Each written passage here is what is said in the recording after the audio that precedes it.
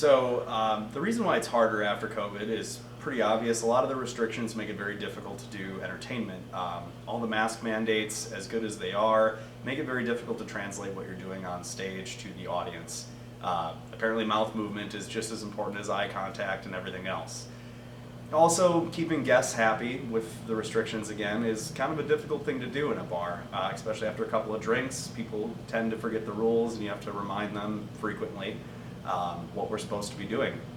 Running a bar post-COVID is unmitigated hell, but it's still worth it, still fun, and now that we're kind of coming through to some different regulations and some new rules that seem to be more venue friendly, things are getting a lot better. And we're noticing the comedians seem to be adapting very well to it. Guys, yeah, my last name is Rapier, which is French for, you better change that name, dude, right away. That's not something you want to have kids with.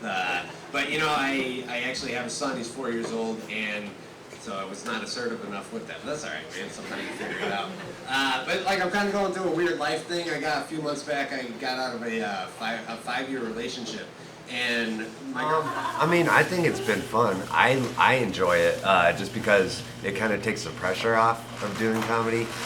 Now I'm just going to do it, and it gets back to like the old days because I enjoy doing it. Like sometimes you get wrapped up in like, oh, I'm not getting the work I feel like I deserve. I'm not getting booked on this spot. This comic sucks. Why'd she get booked on it?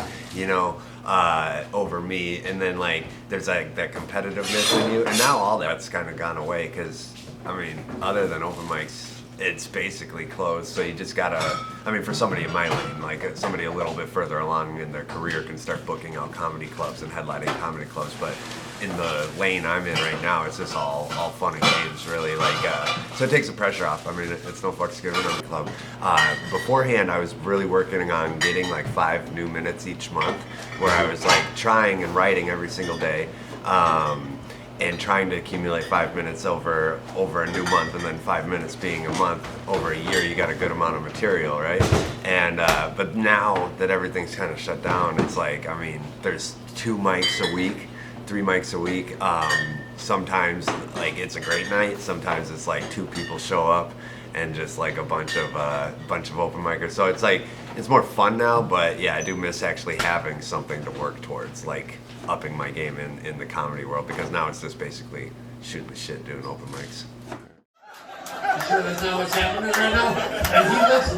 And he looks around, he's like, am I on punked? I was like, that's not how this show works, dude. Things that I'm looking forward to most post-COVID, you know, when we're finally over this thing, is having a full bar again, not being stuck at 25% of our capacity, just being able to feel like we're actually going out and having fun.